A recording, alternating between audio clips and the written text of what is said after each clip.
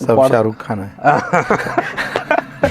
तर लगेच उठून कानाखाली मारण्याची गरज नाही, कारण मी काही अधिकारी नाही. नाक दाबता आलं पाहिजे ना, बरोबर आहे. त्याच्याशिवाय ते तोंड उघडत नाही. मग आम्ही अमेठीत गेलो आणि तिथं 2 घरं बांधून दिलं गरीब. अच्छा, तर सत्ता आहे तर धोरण आखा ना. बरोबर. बोगस लाडक्या बहिणी सापडलेल्या आहेत, म्हणजे त्याच्यात सुद्धा तर त्याबद्दल तुम्हाला काय वाटतं नेमकं? क्राईमच आहे ना, सरकारनं केलेला क्राईम आहे.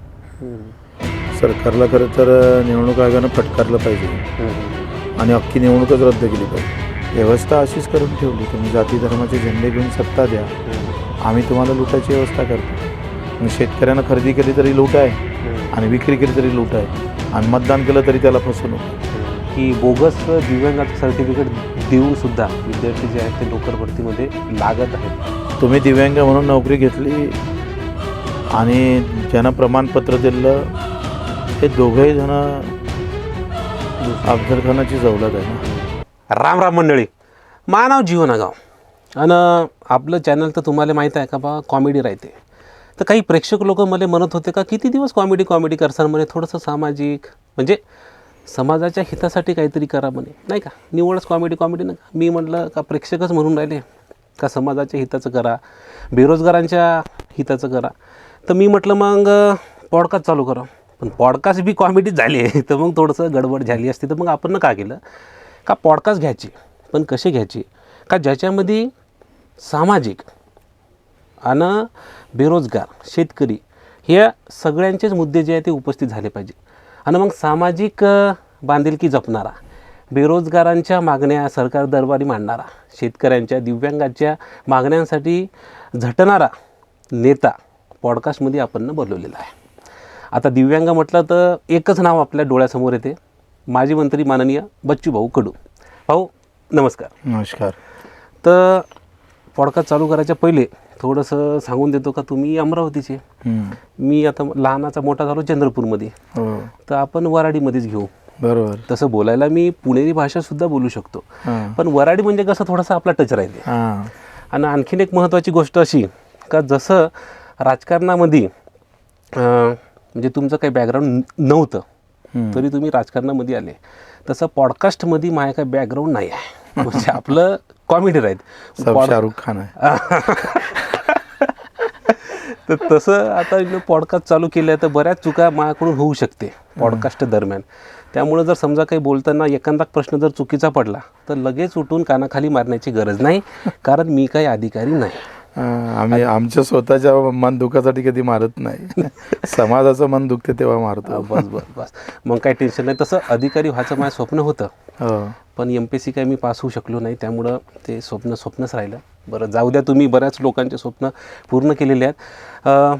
माझ्याकडं जरी समजा बहुत वेळ असला तरी तुमच्याकडे जास्त वेळ नाही आहे, त्यामुळे डायरेक्ट मुद्द्याला हात घालतो. का आत्ताच मागच्या महिन्यात तुम्ही जे आंदोलन केलं अन्नत्याग उपोषण, त्याच्यामध्ये बऱ्याच मागण्या होत्या, तर त्याच्यापैकी किती मागण्या मान्य करण्याचं सरकारनं आश्वासन दिलेलं आहे? आताच 3 तारखेला मीटिंग आहे, म्हणजे उद्याचीच मीटिंग आहे 4 वाजतापासून.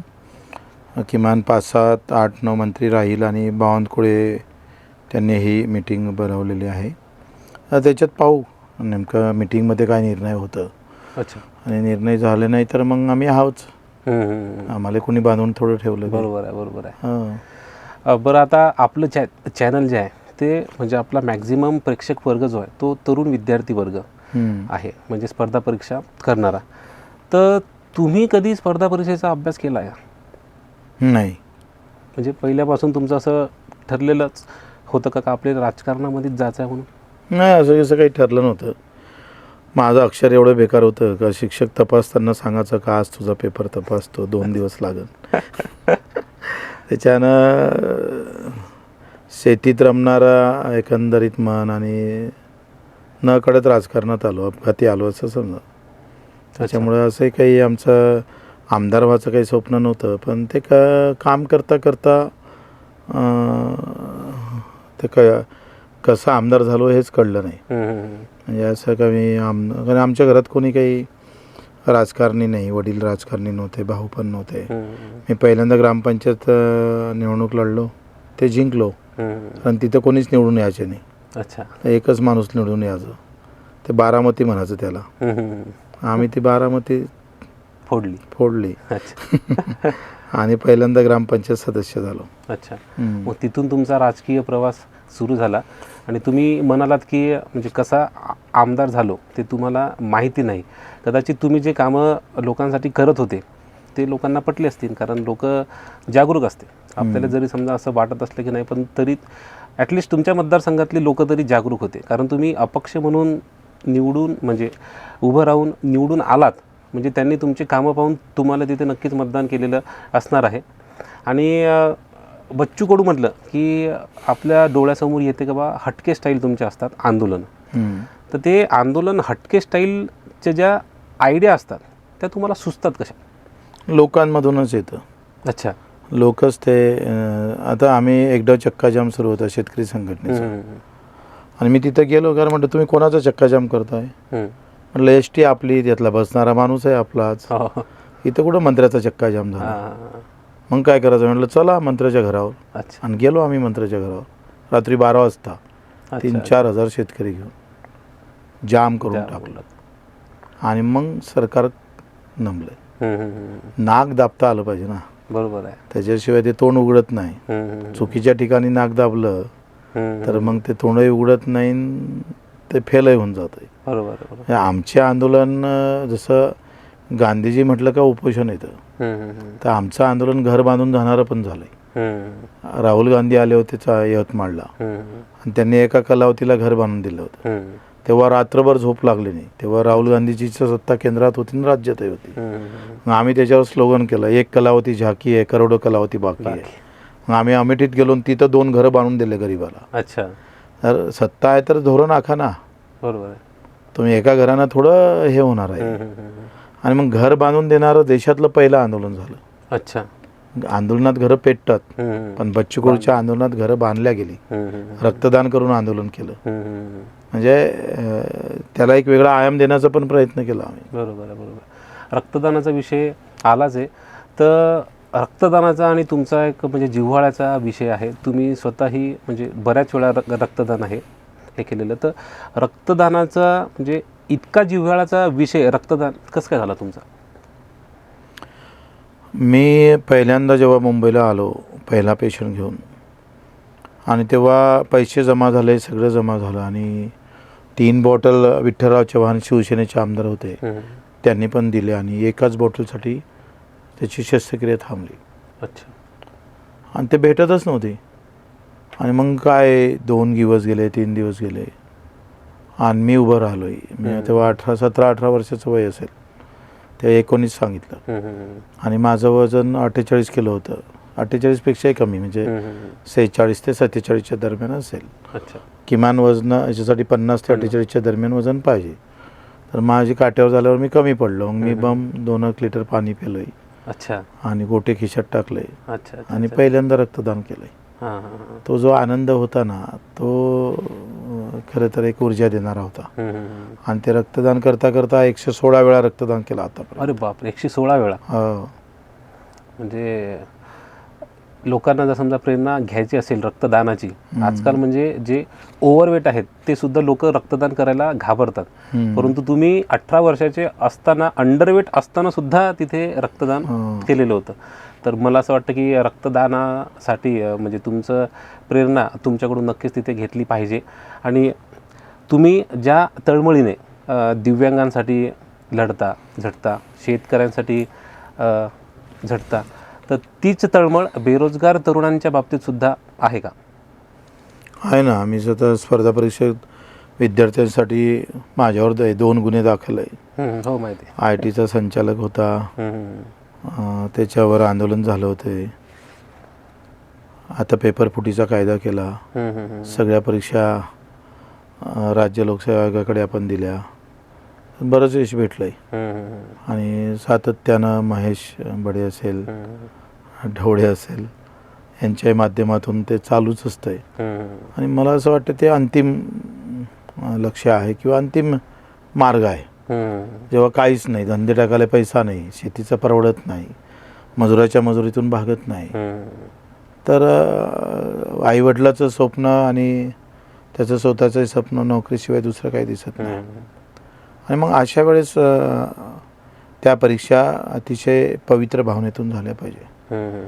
जसं मतदान आहे पवित्र भावनेतून गरज आहे आवश्यक आहे, तसं हे काम तेवढंच पवित्र भावनेतून होणं गरजेचं आहे. कारण तो त्याचा अंतिम विषय असतो. तिथे जर करप्शन झालं तर पुन्हा गरीब राहील, श्रीमंत होईल.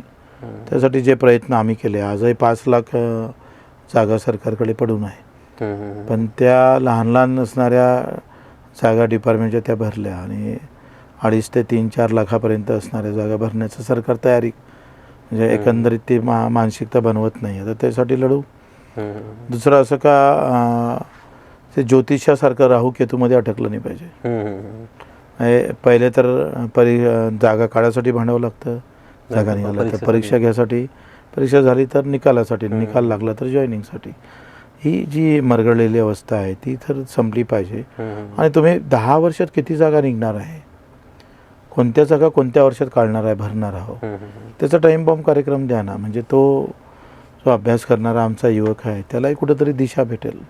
साध्या गोष्टी आहे, बगर पैशाची आहे, पण ते करत नाही. मानसिकता नाही आहे, संवेदना संपल्या आहे. एकंदरीत म्हणजे सरकारचा जर विचार केला तर बेरोजगार तरुणांच्या बाबतीत तेवढं सिरियस नाही आहे असं आपल्याला वाटतंय. तिथून मध्यंतरी म्हणजे आता सध्या लाडकी बहीण योजना जी आहे सरकारने सुरू केलेली आहे, तर मध्यंतरी एक बातम्या होत्या अशा आलेल्या की त्याच्यामध्ये सुद्धा बोगस लाडक्या बहिणी सापडलेल्या आहेत. म्हणजे त्याच्यात सुद्धा तर त्याबद्दल तुम्हाला काय वाटतं? नेमकं क्राईमच आहे ना, सरकारनं केलेला क्राईम आहे. सरकारला खरं तर निवडणूक आयोगानं फटकारलं पाहिजे आणि अख्खी निवडणूकच रद्द केली पाहिजे. अच्छा, काय झालं, तिजोरीतून तुम्ही सरकारच्या तिजोरीतून इनडायरेक्ट तुम्ही पक्षासाठी पैसे दिल्यासारखी व्यवस्था निर्माण केली. आणि जेव्हा तुम्ही लाडकी बहीण मंजूर केली तर किती एका महिन्यात अर्ज नाही, काही नाही, नाव आले, ऑनलाईन जेवढे आले तेवढे लगाड करून टाकले. म्हणजे मतं घेईपर्यंत त्या अपात्र नाही केल्या, नंतर मग एकदा आले निवडून आल्यावर अपात्र केलं. हा क्राईम आहे. आणि निवडणूक आयोग याच्यावर गप्पा आहे. सत्तेसमोर आणि निवडणूक आयोग जर चुकत असेल तो आयोग राहिला कुठं? ही जर व्यवस्था आहे का सरकारच्या तिजोरीतून पक्षाचं राजकारण चालत असेल आणि पक्ष सरकारच्या तिजोरीतून मतं घेण्याची व्यवस्था निर्माण करत असेल तर चुकीचं आहे. उलट योजना तर ह्या कष्टकऱ्यास श्रमापोटी बोनस असलं पाहिजे, अडचणीसाठी योजना असल्या पाहिजे असणाऱ्या लोकांसाठी. पण या निवळ सत्तेत यासाठी केलेली योजना आहे. भावना फक्त सत्तेतली आहे, लाडकी बहीण तर नाम मात्र आहे. एकंदरीत सध्याचं जर समजा आपण राजकारण बघितलं तर सध्याचे जेवढे काही पक्ष आहेत त्याच्यापैकी म्हणजे जरा बरा असा पक्ष तुम्हाला नेमका कोणता वाटतो? किंवा बरे आहेत लोक? जरा बरा जोगता एकही वाटत नाही. जरा बरा म्हणजे काहीतरी बरा असला पाहिजे का नाही. सगळेजण भावनिक मुद्द्याकडे घेऊन जाणारे लोक आहे. कधी मराठी म्हणून, कधी हिंदू म्हणून, कधी मराठा म्हणून, कधी ओबीसी म्हणून. शेतकरी आणि हक्काची लढाई आहे कुठं? ज्यांना हा माईक बनवला त्या मजुराला मजुरी किती भेटली आणि त्या कंपनी मालकाला नफा किती भेटला याचा हिशोब घेणारी व्यवस्था संपली आहे ना देशातली. मी एका दाण्याचे 100 दाणे पिकवतो तरी मरतो आणि 100 किलोचं लोखंड टाकलं आणि 80 किलोच्या वस्तू झाल्या तरी तो जगतं. म्हणजे 100 किलोच्या वस्तू 80 किलो होते तरी तो नफ्यात येतं आणि एक दाणा टाकून 100 दाणे होते तो घाट्यात येतं कसा? व्यवस्था अशीच करून ठेवली. तुम्ही जाती धर्माचे झेंडे घेऊन सत्ता द्या, आम्ही तुम्हाला लुटायची व्यवस्था करतो. मग शेतकऱ्यानं खरेदी केली तरी लूट आहे आणि विक्री केली तरी लूट आहे आणि मतदान केलं तरी त्याला फसवणूक आहे. तुमच्यामुळे दिव्यांग मंत्रालय जे आहे ते स्थापन करण्यात आहे आलेलं. आपण सध्याची जी नोकर भरती बघतो तर बऱ्याचदा असं आपल्याला दिसून येतं की बोगस दिव्यांगाचं सर्टिफिकेट देऊनसुद्धा विद्यार्थी जे आहेत ते नोकर भरतीमध्ये लागत आहेत. याबद्दल तुमचं काय मत आहे? एक तर कीळ आहे लागलेली. तुम्ही दिव्यांग म्हणून नोकरी घेतली आणि ज्यांना प्रमाणपत्र दिलं हे दोघंही जण अफजल खानाची जवलत आहे ना. ज्याला 2 पाय नाही, हात नाही, डोळे नाही. त्याचा हक्क डावलून घेणारी असेल महापापी आहे ना, ठोकलंच पाहिजे धरून. निवड कारवाई नाही. म्हणजे अशा लोकांचा वाटा हिसकला का ज्याच्या ताटात काहीच नाही आहे. भाकर ज्याच्या ताटात मोठ्या मुश्किलनं आली, तो तुपाशी असणारे लोक जेव्हा हिसकतं ना, तेव्हा मला वाटतं एक वेगळंच काहीतरी, म्हणजे ते तर सरळ मिलिटरीच्याच हाती दिलं पाहिजे. बरोबर. साध्या गोष्टी आहे हो. रेल्वेमध्ये जेव्हा डब्बा लागतं दिव्यांगासाठी, तिथे चांगले लोक जाऊन बसतात आणि दिव्यांगाला जागा नसतं. शोकांतिका फक्त भगतसिंगाचा फोटो लावायचा, करणी मात्र अफजल खानाची करत राहायचं. मला एक सांगा, तुम्ही इंस्टाग्राम वापरता का? म्हणजे रील नाही, बघता? मी व्हॉट्सअप इंस्टाग्राम काही वापरत नाही. अच्छा. आता पुस्तकं वाचतोय. अच्छा. म्हणजे मोबाईलमध्ये. कारण मध्यंतरी बऱ्याच रील तुमच्या इंस्टाग्रामवरती व्हायरल होत्या झालेल्या, की ज्यामध्ये तुम्ही अधिकाऱ्यांना मारत आहात. म्हणजे अधिकाऱ्यांना मारण्याची वेळ काय येते? म्हणजे शब्दांनी सांगून ते ऐकत नाहीत की काय नेमका विषय? मला असं वाटतं की मारा कोणाला वाटतं, कोणी असा किती काय वाईट माणूस असेल तर तो मारा वाटतं. कोणाला धरलं की कोणाला मारा असं कोणालाच वाटत नाही. पण व्यवस्था अशी निर्माण करून ठेवते का, एक ते जाधव नावाचा परिवार होता मुंबईचा, तोही कर्मचारीच होता. त्याच्या पत्नीला हार्टचा प्रॉब्लेम होता आणि ती डिलिव्हरी पण, तिला गर्भ पण होता. आणि तो म्हणत होता माझं क्वार्टर फक्त हे सगळं होईपर्यंत 5-6 महिने वाढवून द्या. फिरला शिवसेनेचा शाखा प्रमुख, शिवसेनेतले आमदार, बांद्र्यातला माणूस. अच्छा. आणि ते भेटत नाही वाढून म्हणून आमच्याकडे आला. आणि तिथल्या उपसचिवानं पैसे भेटले नाही म्हणून फाईलच घेऊन टाकली सगळी. सचिवाच्या नावानं 3-3 बंगले. आणि हा फक्त हॉस्पिटलपाशी जवळ आहे म्हणून नाही दिलं तर ठोकला. काऊन मारू नये? बरोबर आहे. त्याच्या जीवावर बेतत असेल, हा फक्त पैशाची पाहत असेल आणि शासन जर निर्णय जर पायदळी तुळत असेल तर तक्रार करू नये. आखरी चैन तर तेच आहे. तुम्ही एक सांगा, सामान्य माणसाचा अधिकार जेव्हा आम्ही कायदा आला, अर्ज दिल्यावर 8 दिवसात पत्र दिलं पाहिजे, नाही तर शिस्तभंग. राज्यात नाही, देशात एकतरी कारवाई झाली का? सगळं कसं व्यवस्थित चालू आहे. कायदा काय गरिबासाठीच आहे, श्रीमंतासाठी नाही. त्याला सगळे कायदे मोडतोड करून त्याची व्यवस्था होते. आणि गरीब गेला का सगळे कायदे दाखवून त्याला अडचणीत आणण्याचा प्रयत्न असेल आणि तो कायदा खाली पाळत असेल तर तो कायदा हाती घ्यावा लागेल ना. ते करतोय. त्याचे 350 गुन्हे दाखल झाले. थांबलो नाही, थांबणारही नाही. मायनं म्हटलं 1000 होऊ दे जो. पण कामं झाली पाहिजेत लोकांची. मूळ आमचं काय आहे? मूळ आमचं तेच आहे ना. बच्चू कडूचं मूळ काही धर्मजातीचं थोडं आहे किंवा पक्षाचं थोडं आहे. माझ्यासाठी काय मोदीजी थोडे प्रचाराला येतं का सोनिया गांधीजी येतं?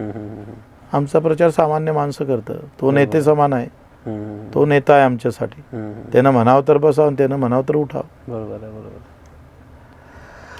सामान्य माणसांमध्ये तुम्ही प्रचंड फेमस आहात आणि सामान्य माणसाची कामंसुद्धा तुम्ही तितक्याच तळमळीने करत असता. जेव्हा तुम्ही आमदार होतात तेव्हा तर साहजिकच आहे की मतदारसंघातले लोक तुमच्याकडे कामं घेऊन येतच असतील. आता सध्या तुम्ही आमदार नाही आहात, आता सुद्धा तितकीच लोक तुमच्याकडे कामं घेऊन येतात. उलट जास्त गर्दी आहे. काय लोक आंब्याच्या झाडाकडून आंब्याचीच परीक्षा करेल ना. लावली तूरण निघाली पराठी अशी थोडी आहे काय? तिकडे आलेले निवडून आलेले लावली तूरण निघाली पराठी असं आहे. म्हणजे आखरी अपेक्षा कसं आहे, पद हा दुय्यम गोष्ट आहे. कर्तृत्व फार महत्त्वाचं असतं. तुम्ही कोणत्या भावनेतून ते करता. मतं भेटले पाहिजे म्हणून 2 फोन करत असाल हा भाग वेगळा, पण त्याचं काम झालं पाहिजे, अडचणीत आहे म्हणून आम्ही काम करत असाल हा पूर्ण भाग वेगळा आहे. त्या भावना आहे ना, त्या फार महत्त्वाच्या असतात. मला असं वाटतं की आता तुमच्या मतदारसंघातले जे आहेत की ज्यांनी तुम्हाला मतदान केलं नाही त्यांनासुद्धा कदाचित पश्चाताप होत असेल की अरे आपण चांगल्या माणसाला निवडून नाही दिलं. म्हणजे पुढच्या वेळेस तर तुम्ही नक्कीच निवडून येसाल, त्याच्याबद्दल काही दुमत नाहीच आहे मनामध्ये माझ्या. आणि आणखीन एक प्रश्न असा की आमदार लोक जे असतात, समजा आता तुम्ही आमदार आहेत, तर आमदार लोकांचा असा व्हॉट्सअप ग्रुप वगैरे असतो का काही? नाही, मीच वापरत नाही तर मला काय माहीत आहे. आता बरेच आमदार त्याच्यातच पाहतात माझ्याबद्दल कोण काय बोललं, कॉमेंट्समध्येच असतात. एक तर आमदार मी पाहिलाय नागपूरचा, तर कोणी कॉमेंट्स सुद्धा टाकले का त्याला फोन करायचा, ए तू असं का टाक. मला वाटते ते काही फार मनावर घ्यायसारखी गोष्ट नाही आहे. कारण घरी बसून न करणारे, कोणासाठी मायला मायनं म्हणणारे लोक अशा गोष्टी करतात, पण त्याचा काही एवढं भार घ्यायचा आहे. कोणी काय टिंगल करतं याच्यापेक्षा आम्ही काय करतो ते फार महत्त्वाचं आहे. बरोबर. टिंगल तर काय, वाईट तर सगळ्यालाच म्हटलं, कोणालाच सोडलं या देशात. सध्या जी लोक सत्तेमध्ये आहेत त्यांच्यापैकी तुमचा असा एखादा कोणी खास मित्र, चांगली शिंदे साहेब होते थोडेसे आहे, आणि आता ते त्यांना भीती आहे माझ्यासोबत मैत्री केली तर त्यांना असं वाटतं का मग भाजपवाले काय म्हणून. म्हणजे भाजपची भीती जर समजा आपण पकडली तर प्रत्येकाच्या मनामध्ये असतेच, तुमच्या मनामध्ये नाही ती भीती. ते सगळे राहू केतू आहे ना. आणि आमचा मंगळ चांगला आहे, शनी आहे, त्याच्यानं आम्ही भारी पडतो त्याच्यावर. बरोबर. अशी भारी पडणारी मंडळी जर समजा जास्तीत जास्त तुमच्यासारखी जर समजा आली तर कुठेतरी मला असं वाटतं की देशाचं जे भविष्य आहे ते म्हणजे एक चांगल्या प्रकारे समोर जाऊ शकतं. कारण सध्याचं आपण राजकारण पाहिलं तर आपल्या लक्षात येतं की म्हणजे ज्या मुद्द्यांवरती मतदान व्हायला पाहिजे खरं तर तेच मुद्दे दुर्लक्षिले जात आहेत, आणि कुठेतरी एक भावनिक केलं जाते मतदारांना. याबद्दल नेमकं काय वाटतं तुम्हाला? मुद्दे संपले ह्याचं दुःख आहे, पण मुद्देवालाही संपवलं ना. ते म्हणतात ना, इळा पिळा जाऊ दे आणि बडीचं राज्य होऊ दे. आता शेतकरी ठेवला कुठं? तुम्हाला वाटतं शेतकरी राष्ट्रवादी झाला, काँग्रेस झाला, भाजप झाला, प्रहारचा झाला, तो हिंदू झाला, मुसलमान झाला, मराठा झाला, ओबीसी झाला, शेतकरी कुठं ठेवला आहे? तुम्ही गावात जा बरं, विचारा बरं तुम्ही कोणाचे आहे, तो शेतकऱ्याचा असं म्हणणारे किती सापडते? मला सांगा, एकतरी मतदान कोणत्या युवकानं म्हणा किंवा शेतकऱ्यांना म्हणा किंवा मजुरांना असं म्हटलं काय का आम्हाला युवकांना भत्ता द्या आणि मग आम्ही तुम्हाला मत मारतो? शेतकऱ्यांना असं म्हटलं काय कुठं आम्हाला कर्जमाफी द्या, आम्ही तुम्हाला मत मारतो, नाही मारत? तर काय त्याला काय गुंतवून ठेवलं ना. ते असं एक त्याला आफूची गोळी दिली का ते धर्म आणि जात निघतच नाही. ते बाप मेला तरी 72 नेता जिवंत राहायला पाहिजे, या मानसिकतेत आणून ठेवले. त्या मानसिकतेतून जर आपल्याला बाहेर काढायचं असेल सामान्य जनतेला तर काय केलं पाहिजे? प्रचंड मेहनत आहे, सगळ्याचा सहभाग आहे. असं तुम्हाला वाटते, त्याला वाटलं पाहिजे, यालाही वाटलं पाहिजे, मलाही वाटलं पाहिजे. तेव्हा सगळ्यांना वाटन, तेव्हा त्याला कुठेतरी त्याला एक धार येईल. आम्ही ते व्यासपीठ आंदोलनातून केलं तयार. आम्ही सांगितलं लोक धर्मजातीसाठी जिवंत असेल, आम्ही शेतकरी मजुरासाठी जिवंत आहे. बरोबर. पण हम जिंदा है, घबराने की जरूरत नाही. आता तुम्ही एक 7/12 कोरा ही मोर्चा जो आहे तो काढत आहात, त्या मोर्चाचा उद्देश काय आहे मग नेमका? पहिली गोष्ट तर आम्ही जिवंत आहे हे दाखवायचं आहे. दुसरं, जे व्यासपीठ तयार झालं त्याची वाट तयार करायची आहे. तिसरं, शेतकरी एकत्र होऊ शकतं मजूर गिजूर, हे सरकारला दाखवायचं आहे. तुम्हाला वाटत असून जातीसाठी धर्मासाठीच एकत्र होतं असं नाही. कष्ट करणारा समाज उभा करू आम्ही. जो कष्टानं आणि प्रामाणिकतेनं खातं, ज्याच्या खिशात एकही पैसा बेमानीचा येत नाही, तो समाज उभा राहील आणि ह्या सगळ्या बेमानांना उरून पुरेल. तो आत्मविश्वास आहे. तर तेवढ्या मोठ्या प्रमाणामध्ये शेतकरी तुम्हाला साथ देईल असं वाटतं का? मला वाटतं तो प्रश्न फार महत्त्वाचा नाही आहे. मी किती लढतो, मी किती घासतोय, माझं योगदान किती, त्याच्यावर अवलंबून आहे ना. असंच काय मी पायी चाललो ना 8 दिवस उपोषण बसलो लोक एकत्र, मला झिजावं लागेल भरपूर. कारण अशा विचित्र अवस्थेमध्ये जिथं धर्मजातीचं, पक्षाचं आणि पैशाचं राजकारण आहे, दबावतंत्र आहे, ईडी आहे, अधिक काही SIT आहे, जे काय असेल ते, ह्या सगळ्या ह्याच्यात रक्तबांबळ झाल्याशिवाय लोक थोडे एकत्र होईल. आम्हाला रक्तबांबळ व्हावं लागेल. बरोबर आहे. आणि बच्चू कडू जर समजा म्हणाले की आता तुम्ही मतदारसंघातील लोकांसाठी तर कामं करतात, मतदारसंघाच्या बाहेरची जी लोकं आहेत ती जर तुमच्याकडे कामं घेऊन येत असतील तर त्यांचीसुद्धा कामं तुम्ही तितक्याच तळमळीने करता का? रोज 300 फोन असतात अरे बाहेरचे. म्हणजे काय म्हणते ते, मोबाईलचा चार्ज संपला ना, काय म्हणते त्याला ते, डिस्चार्ज. हा डिस्चार्ज काय नाही रे, पॉवर बँक कशाला, चार्जिंग संपतं ना, ते पैसे भरावं लागतं. अच्छा, रिचार्ज. रिचार्ज त्याच्यासाठी सुद्धा येतात तुम्हाला? मग काहीच नाही आता काय. एक तर जालनाचा अपंग दिव्यांग होता, तो बिस्किटर होता 1 महिना. अरे बापरे. पगारच नव्हता त्याला. 6 महिने. मी देवेंद्रजींना मेसेज केला, काय त्यांनी सांगितलं मुख्य सचिवाला, पण काही फायदा झाला नाही. असे कितीक लोक आहे, उद्याच्या जेवणाची पण व्यवस्था नसते. नातेवाईक जातीचे माणसं धर्माचे झेंडे घेऊन नाही येत तिथे, ते मंदिरात जातात. अच्छा. मस्जिदमध्ये नमाज पडायला. त्या मस्जिद मंदिराच्या बाजूनच उपाशी असतात लोक. बरोबर आहे. मुसलमानामध्ये पैगंबरनं असं म्हटलं होतं की पड़ोसी अगर भूखा सोता है तो 10 नमाज भी पडे तो काही फायदा नाही. तेच तुकारामानं सांगितलं, जे कारंजले गांजले ते अशी म्हणे जो आपुले, तोची साधू ओळखाव देव त्याचा जाणावं. सूत्र सारखेच आहे, पण समज नाही आली ना.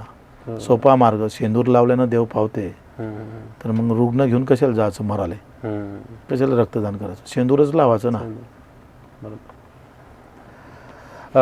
स्पर्धा परीक्षा करणाऱ्या विद्यार्थ्यांना जर समजा काही असं मार्गदर्शन वगैरे करायचं असेल, कारण आता आपण बघतो की भरती जी प्रक्रिया आहे ती स्लो झाली आहे खूप. म्हणजे भरती जर समजा निघाली एखादी, तर भरती येऊन, परीक्षा घेऊन, रिझल्ट येऊन, आणि त्यानंतर जॉईनिंगसाठी परत विद्यार्थ्यांना आंदोलनं इथे करावी लागत आहेत. तर त्या विद्यार्थ्यांना तुम्ही काय सल्ला द्याल? म्हणजे स्पर्धा परीक्षांकडेच विद्यार्थ्यांनी लक्ष द्यायला पाहिजे की आणखीन व्यवसाय वगैरे यामध्ये सुद्धा विद्यार्थ्यांनी उतरायला पाहिजे? कसं आहे, कुठल्या याच्यामध्ये, आता मी जर 8ही डाव पडलो तर सर मी उभंच राहत असेल तर मी नाच सोडला पाहिजे का नाही? बरोबर. मी ठरवलं पाहिजे का माझ्या किती परीक्षा दिल्यानंतर मी तिथंच थांबू, किती वेळ थांबू, कुठं, हे जेथपर्यंत ठरण नाही तेपर्यंत काही खरं नाही आहे. आणि ते ठरवणं गरजेचं आहे. आणि अभ्यास करणाऱ्या विद्यार्थ्यांनाच आंदोलन करावं लागतं, याच्यासारखं काय दुर्दैव आहे? बरोबर. म्हणजे गुन्हे दाखल करून घ्यायचे, अभ्यास करायला आलेला तरुण त्यांना आंदोलनात सहभागी व्हायचं आणि गुन्हे दाखल करून घ्यायचे. पण ती मानसिकता ठेवली तर काही हरकत नाही. भगतसिंगांना 116 दिवस उपाशी राहिले होते. काय लिक्विड जात होतं तेवढंच, आणि ते मला वाटते झोपायला एवढी जागा नव्हती. आमचा देश हा खरं तर प्रचंड विचारसरणीतून, त्यागातून, बलिदानातून उभा राहिलेला देश आहे. आणि मग स्वतःपुरतं पाहत असताना बाजूच्या घरी थोडं डुकून त्याच्या व्यवस्था पाहिली तर फार चांगलं. निवड नोकरी. आणि मला तुम्हाला माहीत नसेल, बीडमधला एक डॉक्टर गोल्ड मेडलिस्ट होता, आणि त्याच्यावर तो गोल्ड मेडलिस्ट झाल्यानंतर गावानं सत्कार केला. आणि त्याच्यात 3 वर्षानंतर रिपोर्ट आले का त्यानं किमान 400 का 500 हजार लोक पोटातच मारले बाळं. हां. तर काय आखरी का अंतिम ध्येय फक्त नोकरी आणि पैसा एवढा असेल तर अशा लोकांना नोकरी नाही लागली पाहिजे. बरोबर. तिथे जाऊन काहीतरी जर समजा आपण, म्हणजे आपण बघतो असं की सिस्टीममध्ये जाताना हे जे विद्यार्थी असतात, तर सिस्टीममध्ये म्हणजे एखादा जर विद्यार्थी पोस्ट काढली त्याने, तर गाव त्याचा सत्कार वगैरे करतो सगळीकडे. आणि तो विद्यार्थी जेव्हा अधिकारी होऊन कामं करतो लोकांचे, तर बऱ्याचदा तोच भ्रष्टाचार करताना आपल्याला तिथे दिसतो. आणि लोकांप्रती त्याची जी काही भावना आहे ती तितकीशी निर्मळ राहत नाही. तर प्राथमिक भावना आहे, मान्य आहे बा, त्या बायकोसाठी केलं असेल. मला एक सांगा, ज्या जिल्हा परिषदमध्ये मी शिकलो मोठं झालो, मला 2 लाखाची नोकरी लागली तर मी 10,000 द्यायला काही हरकत आहे का?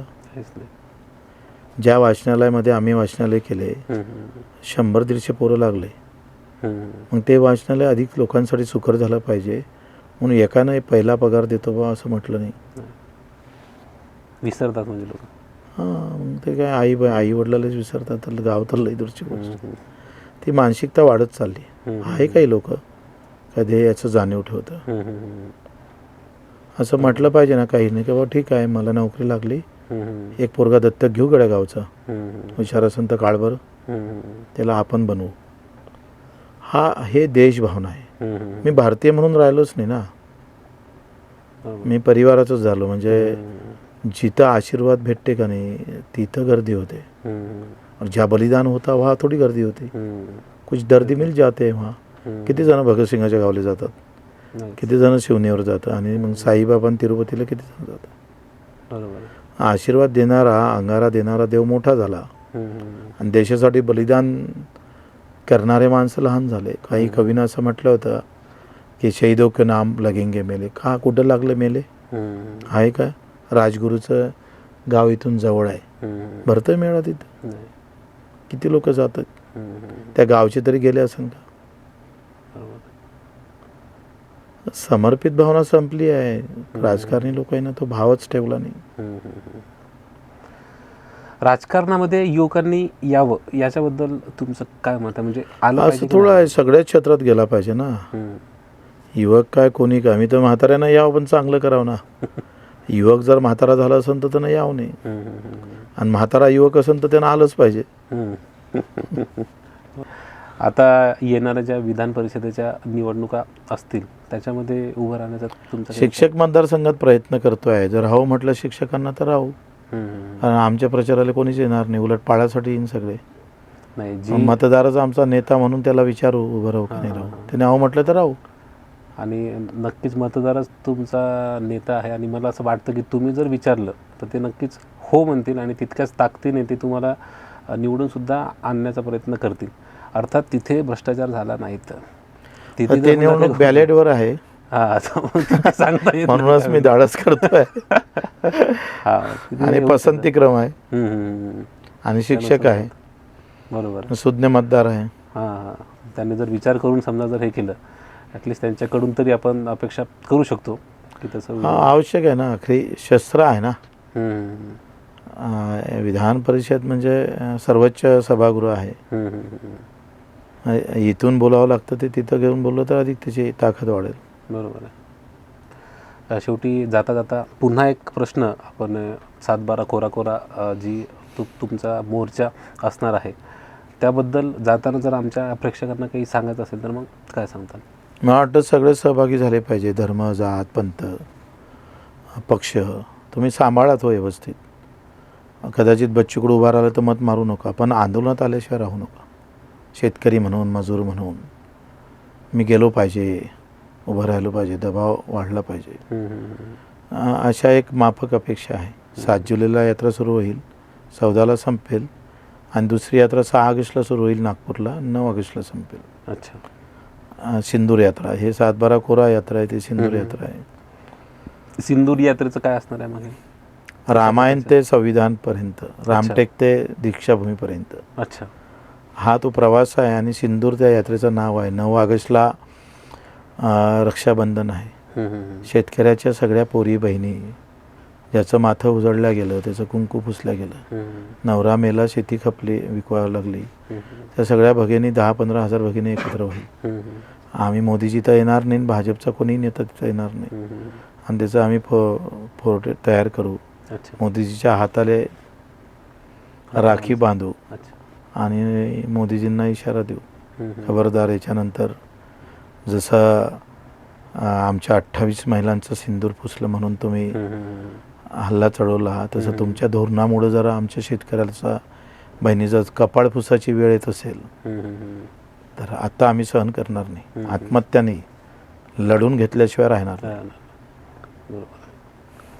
तर मला असं वाटतं की एकंदरीत बऱ्यापैकी आपला पॉडकास्ट किंवा मुलाखत किंवा काही म्हणा व्यवस्थित इथे झालेलं आहे. बाकी तुम्ही इथे आलात आणि मला सांभाळून घेतलं, आमच्या प्रेक्षकांना मुलाचं मार्गदर्शन केलं, विद्यार्थ्यांना खास करून, कारण आपलं चॅनल विद्यार्थ्यांसाठी आहे, त्याबद्दल तुमचे मनापासून आभार. धन्यवाद.